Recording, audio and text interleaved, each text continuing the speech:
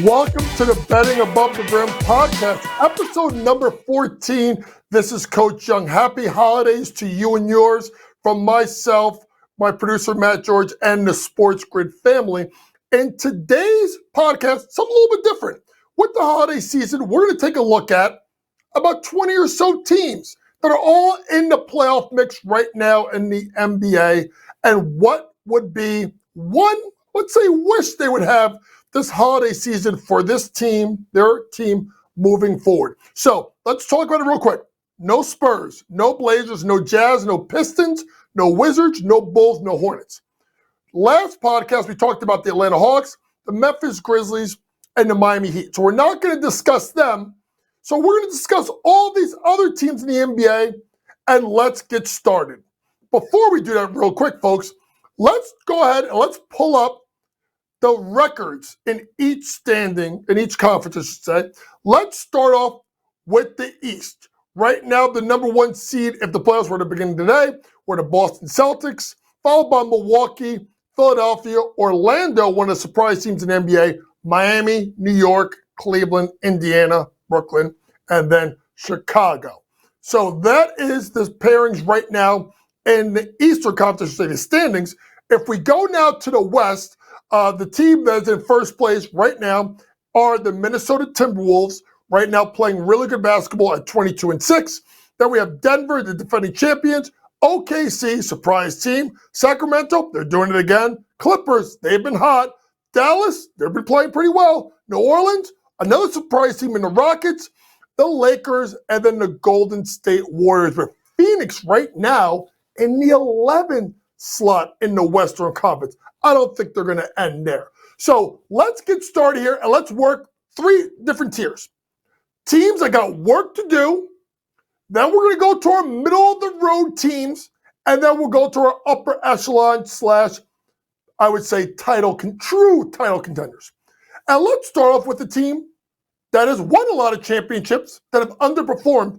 And that is the Golden State Warriors. So if the Golden State Warriors had one wish, it would be, where is Andrew Wiggins, and can he please return to form that he had during the 2021 finals? If you look at Andrew Wiggins this year, scoring at about 12.3 points per game, his worst shooting percentages of his career, his worst shooting from three from his career this year, and he's not shooting the ball well at all. So although Clay has struggled at times, you got to look at more of the fact of the play of Andrew Wiggins has to be better for a team like Golden State if they're going to make a charge in a loaded Western Conference. Let's flip to the East now, and let's go to the Toronto Raptors, an intriguing team.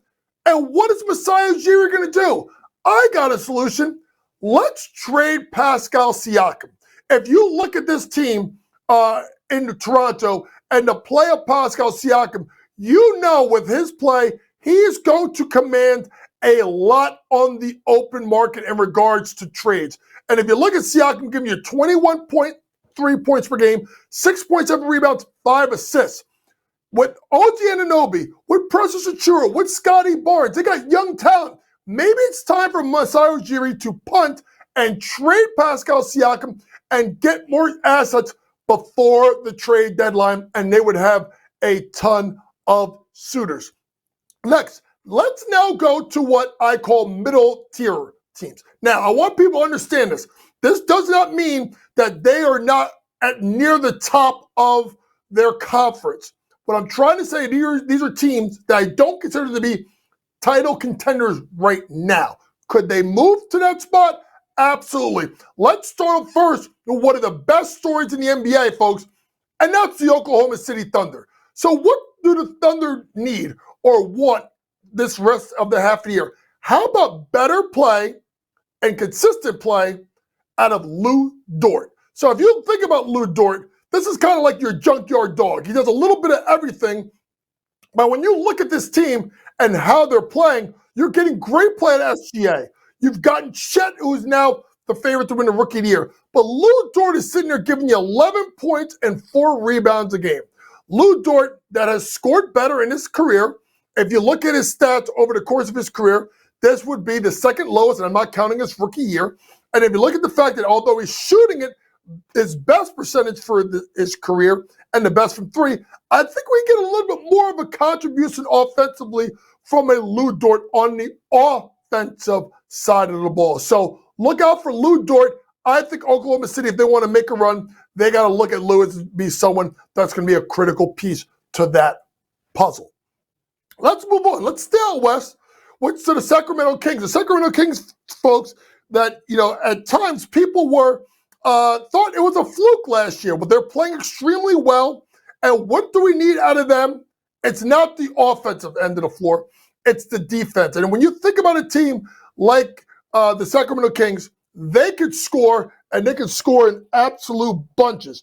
But to me, the problem with them is it's always been the defensive side of the ball. So when you look at a team like the Sacramento Kings, and you look at what they're giving up points per game, they're one of the worst teams in the NBA. I wouldn't say worst. They're probably in the middle of the pack, 21st, 117.4 points per game. But if you think about some of the teams that are under them with points per game, a lot of them, folks, besides Dallas and Milwaukee, a lot of the bad teams. And it's going to be interesting to see when push comes to shove, can they get stops? We know with Fox, with Sabonis, with Barnes, with Murray, with Huerter, with Monk off the bench, they're going to score. Can they get stops when they need it? Speaking of stops, let's stay out west with another team, and the New Orleans Pelicans. And I'm looking squarely at Zion Williamson. Such a polarizing figure down in the Big Easy. A guy that when he puts it together could be one of the 15 best players in the league. Yeah, I said it. I think Zion could be a top 15 player in the NBA. Well, what is holding Zion back? His health, his conditioning. And although he's giving you 22.3 points per game, 5.9 rebounds, and 4.5 assists, I think we need a better version out of Zion the rest of the year. If they can do this, folks, if they can do this, the Pelicans could be the sleeper team to come out of the West because of C.J. McCollum, because of the scoring of Brandon Ingram. You have a great defensive stopper in Herb Jones. You got a guy that can give you a double-double every night, and Jonas Valanciunas. You have Zion, and then you have the ultimate X factor, one of my favorite players in the league, Trey Murphy III. But Zion's got to get healthier, and he's got to be productive for the rest of this season. Let's stay out west to another team that's really surprising a lot of people, and that is the Houston Rockets. Folks, their win total, I think, was like 27.5 before the season. Well, they got, I think, 15 wins already, Houston. And shout out to Ime Udoka. He may talk trash. He may not treat his women right, but he can coach his you-know-what off. But what do they need? I think, folks, they need Jalen Green to be better. Now, you're looking at me and saying, what? Jalen Green's giving you 17.1 points per game. But, folks, he's his worst shooting percentage so far of his career, 39.6%. He's shooting his worst at 32.5% from three, and he's still committing about 2.5 turnovers per game. Now, with the play of Van Vliet, with the emergence of Farron Şengün, I'm not saying that I need Jalen Green to be a 20, 22-point-a-game scorer, but I need him to be efficient, folks. I need him to shoot the ball better than what he has done so far this year. Let's go to the East now. Let's take a look at the Brooklyn Nets. Folks, I would say, not surprising team, but an exciting team that does a lot of things well, except for one thing. Folks, they don't do a great job of sharing the ball. And I think this is where we may have to say they may need Ben Simmons back. Because Ben Simmons is a guy that can kind of get them going. So I think this is like a two-part thing. Number one, they need Ben Simmons back. I think he becomes a big part of their puzzle of what they can do. But to me, I need them to share the ball more. And I'm looking at guys like Cam Johnson, guys like Mikal Bridges, guys like Spencer Dinwiddie. They have to do a better job of sharing the basketball for a Brooklyn Nets team that I think could be a sleeper team and a tough team to knock out of the playoffs. Speaking of playoffs, holy smokes, the Indiana Pacers. What a job Rick Carlisle has done with this team. And you know what they do, folks? They can score that ball better than anybody in the NBA. But you know what they can't do? They can't stop a damn nosebleed. Right now, Indiana Pacers have the second to the worst points per game allowed at 125.8. They do not have defensive stoppers. You look at the field goal percentage defense, folks, they're giving up 51% from the floor. That is worse than the NBA. They're giving up 39.7% from three. So this is a problem for an Indiana Pacers team that, particularly when they play teams that are just as good as them offensively, is they can't get stops against the better teams. So let's see if Rick Carlisle can shore up the defense. He doesn't have a lot of defensive stoppers. Maybe you look for Indiana to maybe make a trade for some veteran, maybe 3-and-D guy that can give them a little bit of help. Let's move on and let's stay in the East and let's go to Cleveland. Folks, this team is very interesting because there's two ways you can look at Cleveland. Now I'm going to give them two things. Number one, they got to get a third guard, a backup guard, because of the amount of pressure that's put on Darius Garland and Donovan Mitchell is starting to become too much. And you got to watch for Mitchell, folks, because you never know when he's going to get impatient and ask out. But I'm going to add a second thing to Cleveland. Folks, I've said it before, I'm saying it again. They need to break up Jared Allen and Evan Mobley. It doesn't work, this double-barrel big system in the NBA. I think they got to move, particularly, I would move Jared Allen. I would then slide Evan Mobley to the 5, and then I would go out and get a stretch 4. They need someone that can stretch the defense. Yes, they have Georges Niang. That's a backup. I'm talking a starting caliber stretch 4 that can knock down shots and play a little bit of defense. I don't know, maybe like a guy that I love a lot and like a DeAndre Hunter. Great 3-and-D guy. OG Anunoby, another great 3-and-D guy. But we know how Masai Ujiri may ask for like 10 first-round draft picks and 3 of your next children to be born. Let's stay in the East with my team, the New York Knicks, that have had a really, I would say, good season so far, right in the mix of playoff on. Why? Well, it's because of, we've talked about it before, it's because of Jalen Brunson. It's been because of Julius Randle. It's been because of the coaching of Tom Thibodeau, the bench play of Emmanuel Quickley. Well, what has been the problem with New York? It's R.J. Barrett. And R.J. has been typical R.J., which is wildly inconsistent, and particularly against good teams. Look at his performance last game, Saturday night versus Milwaukee, was awful. Let's see how he does on Christmas Day, first of the 5 games in the NBA on Christmas Day. But RJ's got to be better, and I would add the Knicks will make a trade. I think they need a 3-and-D guy, like a DeAndre Hunter or an OG Anunoby, or do they try and go get a backup big like an Andre Drummond or so, now that we know that Mitchell Robinson most likely is going to be out for the rest of the year? It's worth watching. New York has done a really good job. Speaking of a good job, folks, is there a better story than the Orlando Magic? I mean, I was just saying, oh, it's tragic. No. The Orlando Magic has had such an incredible year, and it's been the development of their young core, of Paulo Banchero, of Wagner, of Suggs, of the play of Cole Anthony off the bench. And this team has been absolutely fantastic so far to start this season. But now when you get to a point where you got to start to push your chips to the center of the table, I think they need front court help, backup. Wendell Carter Jr. has been in and out of the lineup. He's never been healthy. Gary Harris has missed a lot of time. Joe Ingles can always get hurt. I think they need some kind of bench depth, and I would say experience, because when you look at going into the playoffs, Name someone on this team that has playoff experience. The answer is none. Orlando needs veteran help, particularly off the bench. Maybe a guy, sneaky pickup. How about a guy like an Alec Burks from the Detroit Pistons?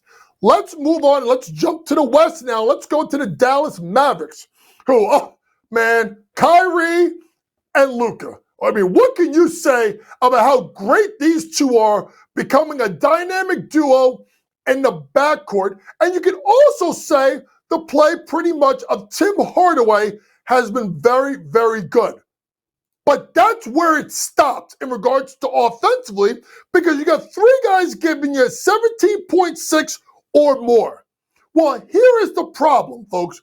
They need better contributions, particularly out of Grant Williams, who they gave that free agent offer sheet to and signed from Boston. They need that. And you got to think about this, folks. I know they got Kyrie in the trade, right?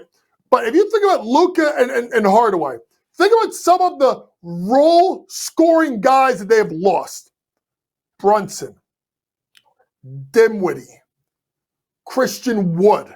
These are established scorers that can take some of the load off of a Luka Doncic, off of a Kyrie Irving. So they have to do a better job in regards to getting more production offensively besides their three main guys.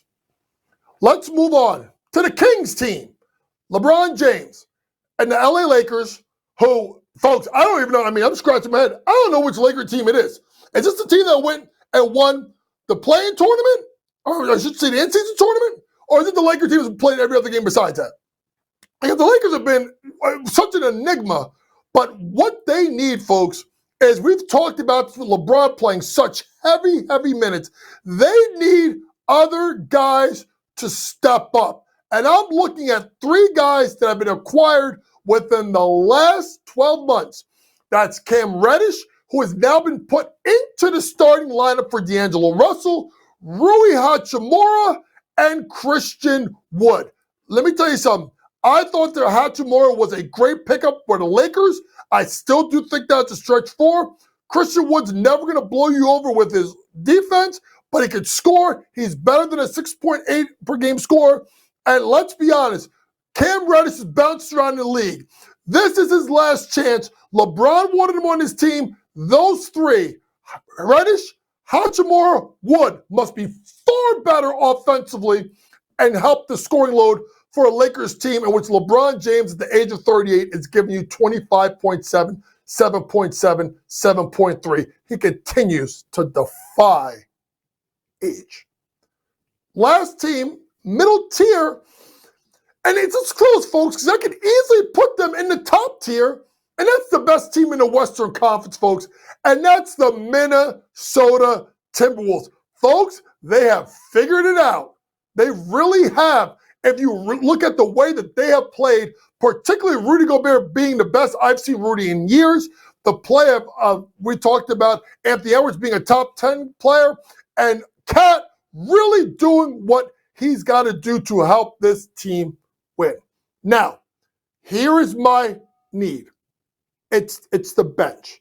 I am a big, huge Kyle Slow-Mo Anderson fan. I think Naz Reid is one of the best backup bigs in the league. They need backcourt help. They need backcourt help. They need particularly a backup point guard. I don't think Shake Milton categorizes to me as a point guard. So they need a point guard because Mike Conley has shown a propensity to get hurt. I wonder if they go on the trade market and find one. I know I love this guy when he was with Memphis. How about let's see if Tyus Jones, who becomes a unrestricted free agent at the end of the year, maybe a Tyus Jones to Minnesota as a backup guard. Wow, would that be fantastic? With a second group that includes Kyle Anderson and Naz Reid. From the middle tier, let's go to what I think are the championship contenders, true title contenders. And let's start with the Philadelphia. And that's the Philadelphia 76ers. They have been fantastic. Nick Nurse has been an upgrade as a head coach. And we can't talk about the play much of Joel Embiid, who's been fantastic, and of Tyrese Maxey. It's the other pieces that they need consistent contributions from. So I'm looking at a guy like a Tobias Harris who's in his walk year, who needs to be more consistent, even though he's giving you 16.6. They need Kelly Oubre, who's been one of the best free agent signings at 13.3.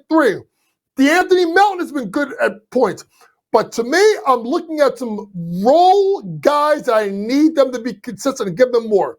Nicholas Batum, who's got playoff experience. That guy, Paul Reed, to come off the bench as a center. And look at even guys like Robert Covington to really give them a little bit of lift. They need more bench play, and they need Pat Bev to be Pat Bev, which is particularly a pest defensively and a leader in the locker room. Next, let's go to the Clippers, who's been really was a disappointing team once they got James Harden, but it's completely flipped the script on their season. I think they won 7 or 8 out of their last 9 games. So when you look at it, that guy's been outstanding. We've talked about the Claw playing like a top 10 player again. We've talked about PG-13 doing what he's doing. We talked about James Harden, who has been better. I'm looking at Terrence Mann and seeing what can we get. You were not included in a trade for James Harden. They kept you for a reason. But damn it, 6.3 points, 3.4 rebounds is not enough out of Terrence Mann. A guy that has not played particularly well, particularly shooting the ball from the three-point line. Listen, it's never been his strong suit, but folks, he's shooting 21.4% for the season. His low mark was 35%. He's shooting 39.2% from the floor. His low mark of his career, 46.8. Terrence Mann has got to be better for the Clippers. If he is, with the rest of those guys playing the way they play and they stay healthy, that team can legitimately win the Western Conference. Speaking of the West, let's stay there with the Phoenix Suns. Folks, it's very simple. They need the 3 guys to be healthy. They need KD, Bradley Beal, Devin Booker to be there night in, night out with that man, Frank Vogel. I'm going to add a 4th, and I'm going to say that man, Yusuf Nurkic, who has been a really good pickup, and I would say, based on what they need, an upgrade over DeAndre Ayton. But those 3 right there, Bradley Beal, who's barely played this year, should be back relatively soon. Devin Booker has missed a good chunk of the season, and I can't say enough about the Slim Reaper Kevin Durant. But if they can't get those 3 guys on the floor, they don't have a shot in hell of making it out of the West. They need all 3 and Yusuf Nurkic, and I would dare say a little bit of bench help at the front court as maybe what they need to win a championship. 3 more to go. Let's go to the Milwaukee Bucks. And the Giannis and Dame experiment offensively has been fantastic. I'm going to give them 2 things. Number 1, they got to be better defensively. They are not strong defensively, particularly in the guard spot. This is the problem when you lose guys like Drew Holiday and a Grayson Allen. But they need bench depth. Bench depth, particularly at the guard position. I know. They got Bobby Portis, who's great. They got Pat Connaughton, who's great. I'm not a big guy and believer in campaign. They need more help in the guard spot to help them if they're going to go ahead and try and win another title for that man, their coach, in his first year at the job after taking over Mike Budenholzer. But this is a team, Portland, I'm looking at Portland, I see Dame Lillard, a team in Milwaukee that is absolutely dangerous and can really make a title run, but they're going to need some help for Dame and for Giannis. 2 more. Let's go to the defending champions and the Denver Nuggets. A Denver Nuggets team that every time you step on the floor, my man Nikola Jokic is getting you a triple-double. And it's been absolutely fantastic, and you can't talk enough about Nikola Jokic. I know people are mad at me that when it comes out, they're going to see Nikola Jokic I put as the 3rd best player in the NBA. I know that kind of gets people a little fired up about it, but I have my reasons. And Nikola Jokic has been absolutely fantastic. 26.4, 12.3, 9.2, may end up averaging a triple-double in the season. But to me, it's a play of Aaron Gordon. And Aaron Gordon, that was really good in the playoffs last year, who is sometimes an enigma, only giving you 13.5, 6.7 He needs to be better. Remember, he gave you about 16.3 last year, so scoring needs to go up a little bit, a tick here for Aaron Gordon. And if he becomes more efficient, particularly shooting the ball from three, only shooting at 25%, never been known as a great shooter, but he's got to shoot it better by 25% from three. He's got to get up to about the 32, 33% range. That will be good. Lastly, the Boston Celtics, who some people believe are the favorites to win the NBA title, and rightfully so. My problem with Celtics, two things. Number one, they don't win road games. They're absolutely fantastic at home. They've had some rough losses on the road. I know this win, the Sacramento won by about 50, but they got to be better. And Joe Mazzulla's team is going to slip up and lose a home game or two in the playoffs. So they have to do a better job. He has upgraded the staff with Charles Lee and Sam Cassell as assistants, but they need to be better on the road. And I would dare say this. I still get concerned with the front court depth. I know Porzingis has been great. He has missed time. Father time always catches up to everyone. It will catch up with Al Horford eventually. I think they need some kind of front court help as regards to a backup. This has been your Betting Above the Rim podcast. We taped this today on December 24th.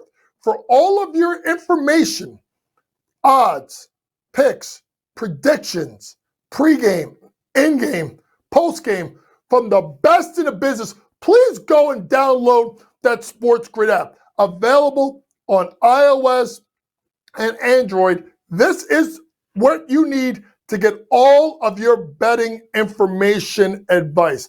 Next podcast will be taped on Wednesday to be released on Thursday. We'll look at the Christmas Day games. We'll reshape the market, and we'll start to get into college basketball. We're getting into league play. Once again, it's been the Betting Above the Rim podcast. Thank you so much for listening. From my family to yours, I want to wish you all a Merry Christmas, a safe holiday. Thank you to Matt George, who's done a fantastic job on the podcast. And remember, we talk about it every time on this podcast. Remember this, it's smarter to be on SportsGrid. Merry Christmas.